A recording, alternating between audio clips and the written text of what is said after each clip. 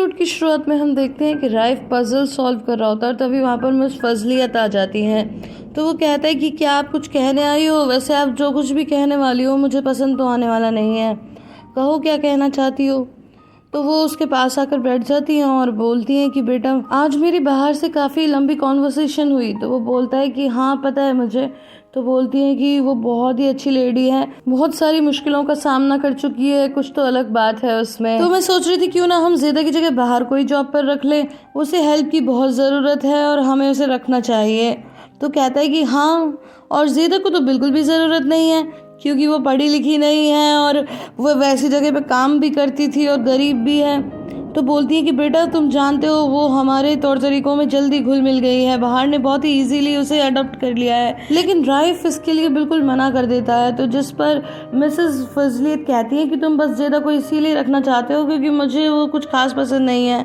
तो बोलता है हाँ बिल्कुल इसीलिए रखना चाहता हूँ, लेकिन बाहर को ना रखने की वजह ये नहीं है, बाहर को ना रखने की वजह ये है कि मुझे उसमें आप दिखाई देती हो। इसके बाद मिस फजलियत गुड नाइट बोलकर वहाँ से चली जाती हैं। अब नेक्स्ट सीन में हम देखते हैं कि शीरीन ज़ेदा के घर पे होती है और ज़ेदा बोलती है कि मैं तुम्हें अभी कपड़े निकाल के देती हूँ। तो शीरीन बोलती है कि जब मुझे बाहर के ही कपड़े नहीं आ रहे थे तुम तो उससे भी ज़्यादा कमज़ोर हो। तो बोलती है कि नहीं नहीं तुम्हें आ जाएंगे। तो बोलती है अच्छा तो तुम कहना चाहती हो कि मैं झूठ बोल रही हूँ? तो बोलती है नहीं मैंने ऐसा कहा तुम अपने बारे में ज़्यादा जानती हो, अगर तुम कह रही हो कि तुम ओवरवेट हो तो तुम होगी, पर मैं तुम्हें वो कपड़े निकाल के दे रही हूँ जब मैं भी कभी थोड़ी हेल्दी होती थी, तुम चिंता मत करो। और वो गाइस उसे ऐसे ऐसे कपड़े निकाल के देती है मतलब कि पूरे स्पार्क करते हुए जैसे पार्टी वेयर होते हैं ना। फिर बातों बातों में ज़ेदा कहती है कि आखिर बच्चे आरिफ से बोल क्यों नहीं रहे? तो शीरीन बोलती है मुझे क्या पता क्यों नहीं बोल रहे। तो बोलती है कि कल तक तो वो आरिफ अंकल कहते हुए थकते नहीं थे और अब दोनों उससे बोल नहीं रहे, क्या तुमने कुछ किया है? तो शीरीन कहती है कि इसीलिए नहीं बोल रहे होंगे क्योंकि उसने इनकी नानी और पिताजी को समाप्त किया है। तो बोलती है इसका मतलब तुमने उनसे ऐसा कुछ कहा है? तो वो बोलती है कि मैंने कुछ भी नहीं कहा, उन्होंने कहीं से सुन लिया होगा तो मुझे पता नहीं, लेकिन मैंने बच्चों से कुछ भी नहीं कहा। तो ज़ेदा बोलती है ठीक है देखते हैं, कहीं तुम अपनी पुरानी ट्रिक तो नहीं खेल रही? जिस पर शीरीन बोलती है कि क्या बेकार की बातें कर रही हो और बोलते हुए वहाँ से जाने लगती है। तो ज़ेदा उसे रोकती है और बोलती है कि ये सारे कपड़े बैग में भरो और इन्हें लेके जाओ। कहती सच में? बोलती है हाँ। इसके बाद शीरीन घर आती है तो मिस्टर अनवर बोलते हैं कि इस बैग में क्या है? तो वो बोलती है कि कपड़े दिए हैं मुझे ज़ेदा ने पहनने के लिए। तो बोलते हैं थैंक यू। तो बोलती है थैंक यू, देखो पापा देखो, एक एक कपड़ा निकाल के दिखाती है, कहती है कि क्या ये कपड़ों में आप मुझे इमेजिन कर सकते हो? तो फिर वहाँ पर बाहर भी होती है तो बाहर बोलती है कि पापा मैं कल बैंक जाऊँगी, देखूँगी शायद साहब के पैसे आ गए हो तो आपके लिए। इतना कहते ही मिस्टर अनवर कहते हैं नहीं नहीं नहीं नहीं बिल्कुल भी नहीं, तुम हमारी बिल्कुल हेल्प नहीं करोगी, ये पैसे तो बच्चों के लिए काम आएंगे, वैसे भी वो प्राइवेट स्कूल में जाने वाले हैं कल से, न जाने कब कौन सा खर्चा निकल कर आ जाए, तुम एक सिंगल पैनी भी हमारे ऊपर खर्च नहीं करोगी। अरे तुम कितना करोगी? हम साल के कपड़े पहन रहे हैं, एक फुली फर्निश्ड घर में रह रहे हैं, इससे ज़्यादा अब तुम हमारे लिए क्या करोगी? आज नहीं तो कल मुझे कुछ ना कुछ काम मिल जाएगा और शीरीन भी तब तक मैनेज कर लेगी। तो बाहर कहती है कि पापा, तो मिस्टर बोलते पापा पापा कुछ नहीं, चलो चलो चलो शीरीन सोने चलते हैं। लेकिन लेकिन लेकिन उससे पहले दोनों प्यारे बच्चों को मुझे किस भी तो करना है क्योंकि कल से वो लोग अपने नए स्कूल में जाने वाले हैं। बच्चे खुश हो जाते हैं, मिस्टर उन्हें किस करते हैं। इसी में हम मिस फजलियत को देखते हैं जो जूड़ा बना रही होती हैं और तभी उन्हें बाहर की वो बात याद आती है कि जब उसने पूछा था कि आपने लिखना क्यों बंद कर दिया, तो उसके जवाब में उन्होंने कहा था कि शायद अब मैं ठीक नहीं होना चाहती। और फिर वो अपने टाइपराइटर की तरफ देखती हैं और फिर जाकर के अपनी सारी राइटिंग्स निकाल लेती हैं। अब हमें नेक्स्ट मॉर्निंग का सीन दिखाया जाता है जहाँ पर ज़ेदा मिस्टर अनवर के घर जा रही होती है कि तभी शीरीन बाहर निकल कर आती है। तो फिर ज़ेदा पूछती है तुम कहाँ जा रही हो? तो बोलती है कि मैं अपनी बहन के घर जा रही हूँ। तो बोलती है क्यों? तो बोलती है कि मैं कुछ कपड़े देखती हूँ उससे। तो कहती है कल तो तुम कह रही थी कि उसके कपड़े तुम्हें आते नहीं हैं, वो साइज़ में छोटे हैं। तो बोलती है हाँ वो तो है, मगर शायद उसके पास कोई बड़े साइज़ के कपड़े भी हों। तो बोलती है लेकिन बाहर तो घर पर है ही नहीं, तो वो बच्चों को स्कूल लेकर गई है। तो जिस पर शीरीन बोलती है अच्छा तो तुम्हारे पास एक्स्ट्रा की है क्या? तो ज़ेदा बोलती है मुझसे खो गई। बोलती है क्या? अब मैं क्या करूँगी? तो बोलती है मैंने तुम्हें कपड़े दिए ना, वो पहन लो। बोलती है सच में? मैं उन्हें कैसे पहन सकती हूँ?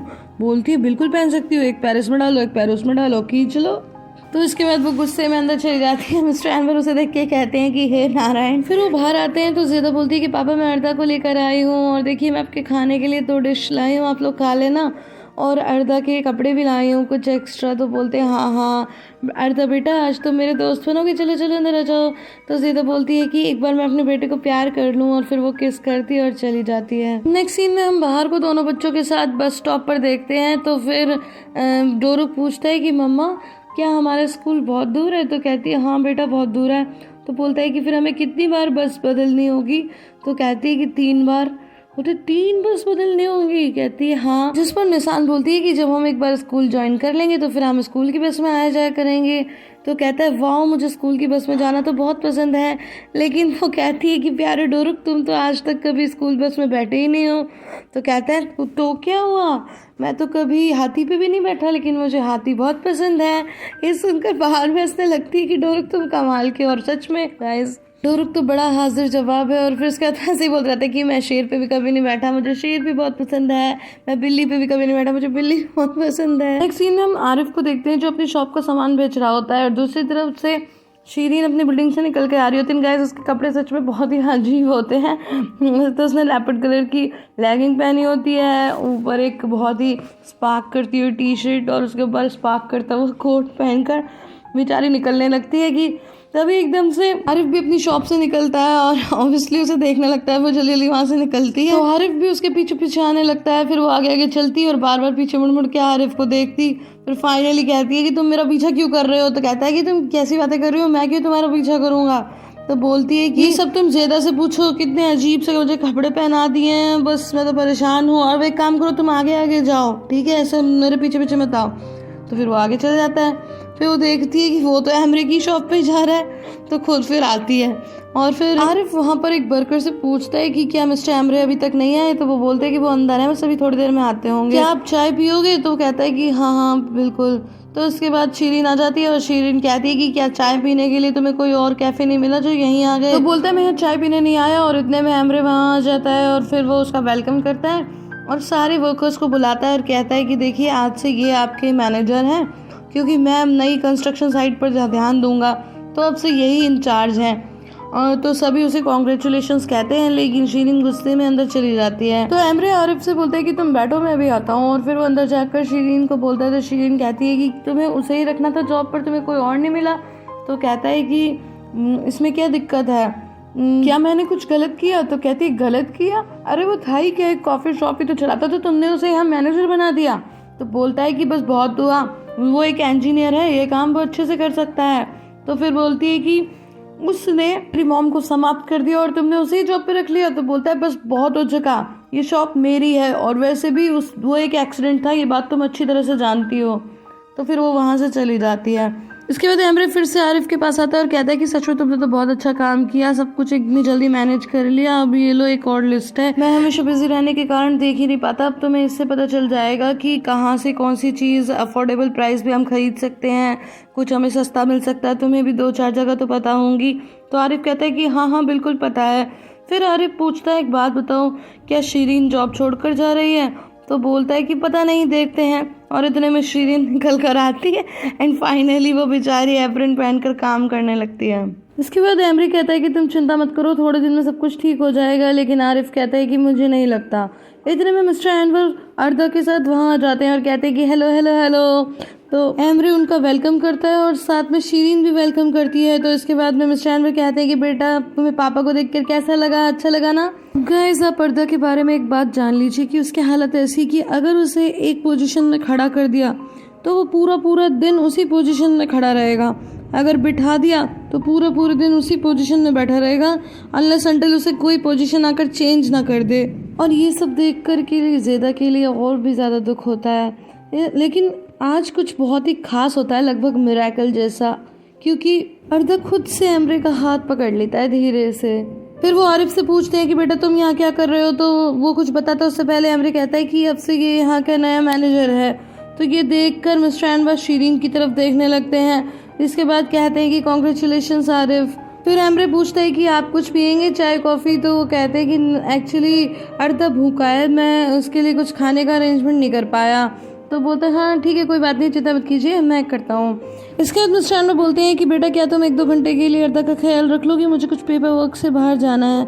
तो बोलता है कि हाँ हाँ। तो फिर मिस्टर एनवर बोलते हैं कि बेटा चलो अपने पापा के साथ रहो। अब गाइस यहाँ पर बात ये है कि क्योंकि रेस्टोरेंट में तो पूरा स्टाफ है और एमरे यहाँ का ओनर है, तो इसीलिए वो सबके सामने चुप रहता है और इस बात पर कुछ भी नहीं कहता। अब नेक्स्ट सीन हम देखते हैं कि ज़ेदा मिस फजलियत के घर में गुनगुनाते हुए काम कर रही थी कि तभी उसकी नज़र राइफ के पजल पर पड़ती है, तो वो पजल सॉल्व करने बैठ जाती है। और नेक्स्ट सीन में हम देखते हैं कि एमरे अर्दा को जूस पिलाता है। अब नेक्स्ट सीन में हम देखते हैं कि जब ज़ेदा पजल सॉल्व कर रही होती है तो थोड़ी देर में वहाँ पर मिस फजलियत आ जाती हैं और कहती हैं कि अरे अरे तुम ये क्या कर रही हो। तो बोलती है कि हाँ ये एकदम से मैं तो पजल सॉल्व करने लगी थी, मुझे ध्यान ही नहीं रहा कुछ। तो बोलती है अरे बेटा तुमने क्या किया, अगर राइफ को पता चल गया तो बहुत हंगामा करेगा वो, तुमने जहाँ जहाँ से जो पीस हटाए थे ना वो दोबारा से लगा दो। और वो जल्दी जल्दी बोलती जाती है तो वो बेचारी हड़बड़ा जाती है और कोई भी पीस हटाने लग जाती है और इतने में राइफ भी वहाँ आ जाता है, तो ये देख के वो पूरा ही पजल पलट देती है। अब नेक्स्ट सीन में हम देखते हैं कि एमरे अपने एक वर्कर से कहता है कि क्या थोड़ी देर के लिए तुम बच्चे का ख्याल रख लोगे, तुम वहाँ बैठकर आराम कर लो थोड़ी देर। तो कहता है ठीक है सर। और इतने में आरिफ को ज़ेदा का कॉल आता है और ज़ेदा कहती है कि मैं कब से हमारे लोगों को कॉल कर रही हूँ, कोई भी फ़ोन नहीं उठा रहा, तुम्हें पता है सब लोग कहाँ हैं। तो वो बोलता है कि अर्दा तो यहाँ पर है एमरे के कैफ़े पे। कहती है क्या वो वहाँ पे है? कहता है हाँ। तो एमरे भी सुन लेता है और कहता है कि लाओ मुझे फ़ोन दो मैं बात करूँगा। फिर वो फ़ोन ले लेता है। तो ज़ेदा कहती है कि तुम्हारे कैफ़े में क्या कर रहा है अर्दा, और इतने में वो आरिफ से कहता है कि मैं ज़रा बात करके आता हूँ बाहर, फिर दूंगा तुम्हें फ़ोन। फिर बाहर आके कहता है कि तुम नाटक बंद करो, मुझे अच्छी तरह पता है तुमने जानबूझकर अर्दा को यहाँ पर भेजा है, तुम्हें क्या लगता है तुम ऐसे करोगी तो क्या मैं उसे अपना बच्चा एक्सेप्ट कर लूँगा। तो वो बोलती है कि बस बहुत हो गया, और अगर तुम्हें इतनी प्रॉब्लम हो रही है ना तो तुम काम करो, कूड़े में फेंक दो मेरे बच्चे को, मैं आऊँगी और कूड़े से ही उठा के ले जाऊँगी, समझे। और फ़ोन काट देती है। और फिर हम देखते हैं कि वो बैठे बैठे पजल सॉल्व कर रही है पूरी की पूरी मिस फजलियत के साथ, और बोलती है कि हे राम मैं कहाँ फंस गई। और मिस फजलियत कहती है कि हाँ ऐसा कभी कभी हो जाता है। तो बोलती है क्या हो जाता है, मैं तो जब से देख रही हूँ आपने तो एक भी पीस नहीं लगाया है, मैं ही लगा रही हूँ। और कहती है कि आपके बेटे ने तो हमें जैसे जेल ही दे दी हो, और जोर से बोलती है तुम्हारी मॉम ने एक भी पीस नहीं लगाया है। तो गाइस मैं यहाँ पे एक बात कहना चाहती हूँ कि आप माँ की इम्पोर्टेंस को देखिए। एक नौजवान आदमी जो कि अच्छा खासा था कल तक, वो एक व्हील चेयर पर बैठ जाता है, तो जाहिर है कि वो फ्रस्ट्रेटेड तो ही जाएगा, और इसीलिए वो अपनी सारी की सारी फ्रस्ट्रेशन भी अपनी माँ पर निकालता है। इसके बावजूद वो कभी भी कुछ भी नहीं कहती, जैसा भी वो कहता है चुपचाप मानती रहती हैं, क्योंकि कहीं ना कहीं वो उसके दर्द को समझती हैं, और ऐसा सिर्फ एक माँ ही कर सकती है या तो फिर पत्नी कर सकती है। इसके बाद मिस फजलियत कहती है कि तुम्हारा एक बेटा भी है, ये तो मुझे पता ही नहीं था। तो कहती है हाँ मेरा एक छोटा बेटा है, पहले वो मेरी मॉम के साथ रहता था, लेकिन जब से मेरी मॉम बीमार हुई है तब से वो मेरे साथ रहता है, अभी तो मैं उसे पापा के पास छोड़ आई थी। तो कहती है उसके पापा के पास? कहती है उसकी तो बात ही मत करो, मैं मिस्टर अनवर की बात कर रही हूँ, उनके पास छोड़ आई थी, मैं कल उसे बाहर के पास छोड़ूंगी, पर पता नहीं अगर कल को बाहर को जॉब मिल गई तो फिर पता नहीं मैं उसे कहाँ छोड़ूंगी। इस पर मिस फजलियत कहती है कि अगर बच्चे स्कूल जाने लगते हैं तो फिर कुछ प्रॉब्लम नहीं आती, लेकिन ज़ेदा बोलती है कि नहीं मेरा बच्चा ऐसे कहाँ किसी भी स्कूल में जा सकता है, कोई बात नहीं कोई ना कोई सोल्यूशन ढूंढ लेंगे, कौन सा बाहर को कल ही जॉब मिल रही है, वो 4 बजे तक बच्चों को स्कूल से ले आएगी, तो कोई ना कोई सोल्यूशन ढूंढेंगे। और इस दौरान मिसेस फजलियत उसे बहुत ही ध्यान से देखती रहती हैं, क्योंकि गाइस अभी तक तो वो समझती थी कि बाहर ही बहुत दर्द में है, लेकिन उन्हें कहाँ पता था कि ज़ेदा उससे भी कई ज़्यादा कष्ट से गुजर रही है। अब हमें रात का सीन दिखाया जाता है जहाँ पर शीरीन एमरे के पास आती है और कहती है कि क्या मैं कल जल्दी घर चली जाऊँ, मुझे पापा के साथ घर देखने जाना है। तो एमरे बोलता है कि तुम आरिफ से पूछ लो। अब ऑब्वियसली आरिफ से तो वो पूछने से रही, और इतने में मिस्टर अनवर वहाँ आ जाते हैं और कहते हैं कि मैं आ गया, चलो बेटा घर चलते हैं, पापा को बहुत बहुत थैंक यू। इतने में ज़ेदा भी वहाँ आ जाती है। तो मिस्टर अनवर कहते हैं कि अरे ज़ेदा बेटा तुम यहाँ क्यों आ गई, वो तो मुझे कुछ ज़रूरी काम से जाना था इसीलिए मैं इसे अपने पापा के पास छोड़ गया। तो ज़ेदा बोलती है मैं इस वजह से नहीं आई, ये घटिया आदमी है, कह रहा है कि मैंने जानबूझकर अर्दा को यहाँ छोड़ा है और इसके लिए जाल बिछाया है। अब ये सुनकर शीरीन मजे लेते हुए गाल पर हाथ रखकर सुनने लगती है। अब ये सुनकर मिस्टर अनवर कहते हैं क्या? तो कहती है कि हाँ बताइए इसे, क्या मुझे पता था कि अर्दा यहाँ पर है? तो एमरे बोलता है कि प्लीज़ तुम अभी ये सब यहाँ मत बोलो, ये मेरे काम करने की जगह है। तो बोलती काम करने की जगह है? तो मिस्टर अनवर उसे रोकते हुए बोलते हैं कि अरे मुझे कुछ समझ में नहीं आ रहा।